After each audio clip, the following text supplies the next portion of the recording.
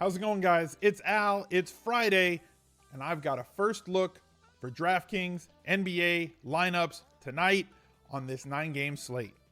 We have got well over $1 million in guaranteed prize pools tonight on DraftKings to choose from at the $4, the $44, the $444, depending on how big a baller you are. There is some way that you can get involved. We're going to take a look at 3 of my favorite value plays this early in the morning, and 2 of the guys that I'm going to lock in at the high dollar range into my lineups. As you can tell from the first video that I did, or if you're a longer time viewer, I don't go over full lineups on this. NBA is a game that changes throughout the day.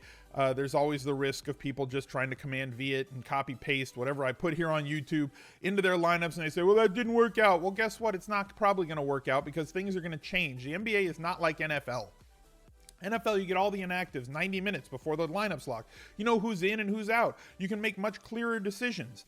NBA is a little bit more like the Wild Wild West. There's no rules on injury reporting. We don't find things out sometimes until 5 or 10 minutes before lock. So the best advice that I can give to you in terms of being successful at daily fantasy NBA is to be at your workstation for 30 minutes before lineups lock, so that you can be sure that you are ready to gather as much information from all the beat writers on Twitter, from your injury reporting sites, your news reporting sites that you can, so you can make the most informed decisions, because as players come in and out, the value structure changes on a slate. So these are the guys that I'm going to like today that are in my core right now. It is 8 a.m. in Los Angeles when I'm recording this. So I'm going to go through this and talk about some of the guys that I like. So let's just get right to it. You can see DraftKings right here. Here's the lobby. As I said, 450,000 return to the court, 400,000 power dunk, 400K 4-point play with a 20 max entry fee if you don't want to play against people that have 150 lineups. Let's just start in the middle, right? Let's baby bear the hell out of this. We'll get it just right for the 450 return to the court. Thank you, Internet, for loading the players. That's very nice of you. I appreciate it. Thank you. Russ Westbrook going to be out tonight, so the same value is going to be there for the Thunder that was there before. Schroeder is going to be a good value as well, but he is now in the high range. He's not as pure a play, a pure value play as he was before. He'll still get a ton of looks. Paul George, same idea with him. Steph Curry. He's good. Almost triple-doubled the other night. 9 assists, 8 rebounds, 32 points. Shot the ball 9 times from deep. You get that 0.5 bonus on DraftKings. You get a double-double bonus on DraftKings. You get a triple-double bonus, an additional bonus on top of the double-double bonus on DraftKings. Not really in the mindset that he's going to do that tonight against Utah. I do think that he's going to have a solid game, as he's going to have to score. And Donovan Mitchell, somebody who will press the issue a little bit. I prefer perimeter players against Utah than inside players against Utah. Steph Curry does not need to get into the key for him to be effective. Enough ball movement for his assist totals to continue to stay high. I definitely like him this evening. Anthony Davis, the player that I think is the best overall on the slate, though we do need a massive night from him to pay off this salary. Looking for 55 to 65 points is the value range for me at 11K or above. That's kind of what I expect from a player like this. If he does end the night with 40 or 45, is it going to kill you? No, but is it a little bit of a misappropriation of salary? Yeah, probably. If we go that range, if that's where he kind of ends the night. So looking for a big night out of him, but he's somebody who can double-double on any given night, right? And should. Averages a double-double on the season. There's high block and steal potential from him. 2, 3, 4 blocks on any night. Those are 2 points each. Steals, couple of steals a game. He can stretch out a little bit to 3, but he's not really the type of guy that I'm looking for to help me out from deep. And he's more involved in the playmaking, as we saw in the first game with 8 assists against Houston, albeit it's against Houston. New Orleans does have the highest total on the night, which is going to be a theme that I think we're going to see from them a lot this season. They're going to play a lot faster this year than they have in previous years. And we're always looking for teams that are playing at a high pace, especially those that play at maybe a mid-range and average pace. Playing against high-paced teams is a good way to get extra possessions out of those players. Obviously, that wouldn't be New Orleans tonight. It was the other night against the Rockets, but that's just a philosophy thing that I'm kind of trying to work in, a strategy thing I'm trying to work into these shows as well. Giannis Antetokounmpo,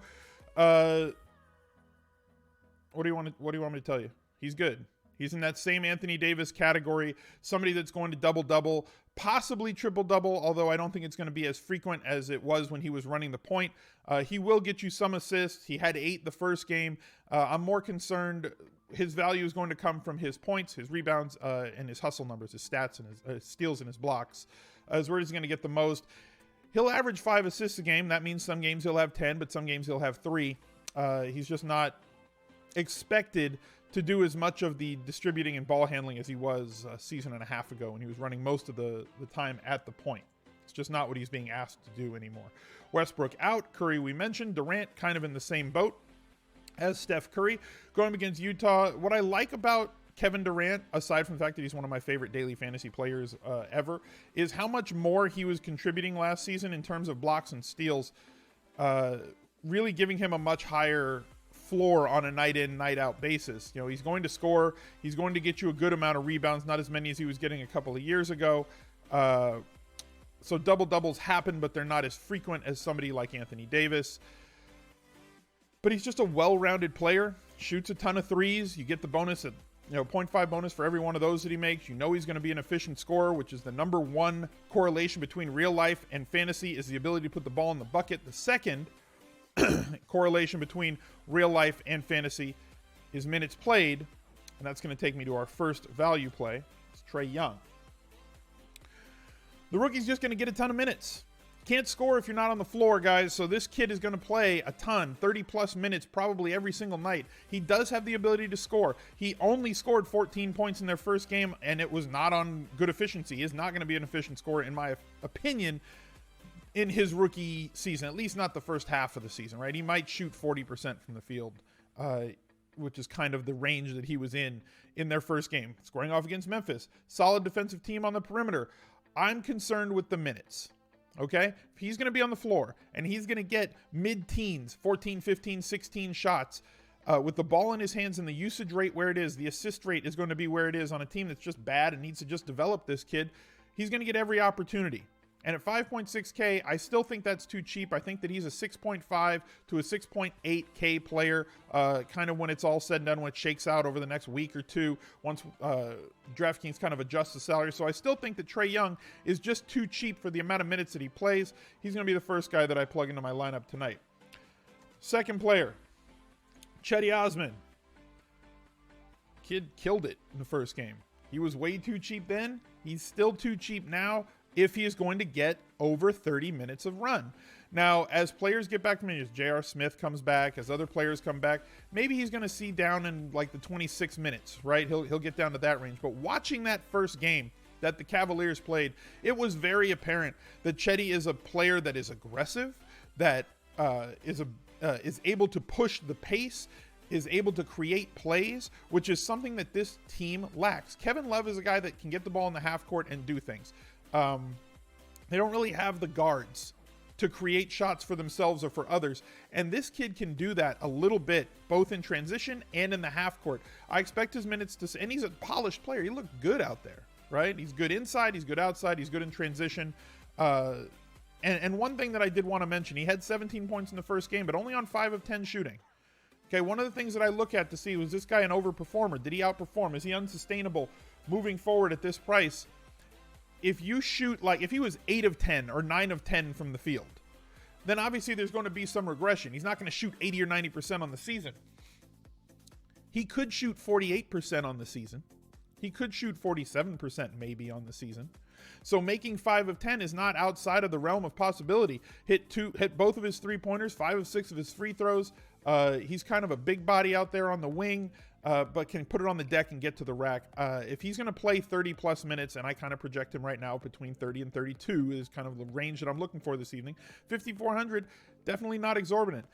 What the issue that most people are going to see, and the one that I came up against so far this morning, is that there's no real punt value plays. Those might open up as the afternoon progresses, because again, as I said, this is NBA, and the slate can change on a moment's notice. But right now, one of the better values under 5K to me is Jaren Jackson Jr. For Memphis, playing against Atlanta. Not a starter, but he is going to play a good amount of minutes, a solid amount of minutes off the bench. Played 25 in the first game. 10 points on 2 of 6 shooting. Same thing that I mentioned before, right? He didn't get there on 5 of 5 shooting. So, like, there is room for his scoring to kind of move. He is an aggressive player who gets to the rack. As you can see by his 6 free throws in the first game, 5 rebounds, 3 steals, a block, and an assist. Those hustle numbers really going to help out, especially against a team that's going to play as sloppy as the Hawks are going to play kind of this year.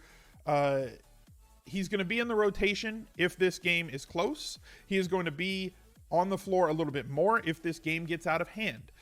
So I think mid-20s minutes is fine to project for Jaren Jackson here, and somebody that I want to get into my lineup. But if a better value opens up as the day goes on, I will probably be replacing him with that better value. Moving on to a couple of studs that I really want to get into my lineups today. The first one is coming from New Orleans. It's going to be Jrue Holiday. 7,200, just not enough, really. You know, I think that this, with the way that New Orleans is playing, again, the highest totaled game on the slate up against Sacramento, who is not going to be very good defensively versus guards. They're just going to be an up and down, fast-paced team with without being able to stay in front of anybody. If Jrue Holiday can just get us his average, we're going to be okay with this point. His average from last season at 38 points, but I think that he's going to average more points than that this year. I think he'll settle between 42 and 44 fantasy points a game on DraftKings because of the fact that they're going to play a little bit faster paced basketball. I'm not expecting a triple-double out of him. I'm not expecting the 61 points that he had against Houston. But if he settles back down into the 40-45 point range, I think that this is a great value at 7,200 for a stud price player at positions that are tough to find. A shooting guard that has the ability to get rebounds and assists and steals can be tough to find. So I always like to try and see if I can get an extra point guard into that slot. Jrue Holiday's positional flexibility allows me to do that and allows me some roster flexibility as well. With the salary, we have 6,800 remaining. I'm going to plug Anthony Davis. I'm going to just say, you know what? I'm going to take those 60 points. I'm going to see where you can find him. He's going to be the anchor of my lineups tonight. Again, same thing. I get good correlation between both Davis and Jrue Holiday. They're going to run that wing pick and roll together. They're going to run that top of the key pick and roll together. I can see a ton coming out of this combo. I'm looking for possibly 100 fantasy points plus out of the two of them, added to the value plays that we have, giving us our core 5, 3 values, 2 studs, Trey Young, Jrue Holiday, Cedi Osman, Jaren Jackson Jr., and Anthony Davis. It looks fine to me. Be sure that you stay at your workstations, guys. 30 minutes before lock. That's the most important time to be around. If you want to talk all day, there's a link to the Discord down below. You have to subscribe to the channel on Twitch. That link is down below too to get access to the subs-only rooms in Discord. The NBA and the NFL rooms are popping all the way through lineups lock, and people sit in there and sweat the games constantly every single night and every Sunday. We've had some really big winners come out of that as well. We had a winner, somebody take down the NFL Spy, the single entry $100 tournament for $35K. Somebody took down the single game showdown on opening night of NBA for $45K. So a lot of sharp minds in there, bouncing ideas off of each other back and forth every single day, just trying to get better at this game called Daily Fantasy Basketball. So that's going to do it. Thank you very much for joining. Click that subscribe button. Here's another video for you to check out, and I'll catch up to you guys later. Thanks for being here. Bye.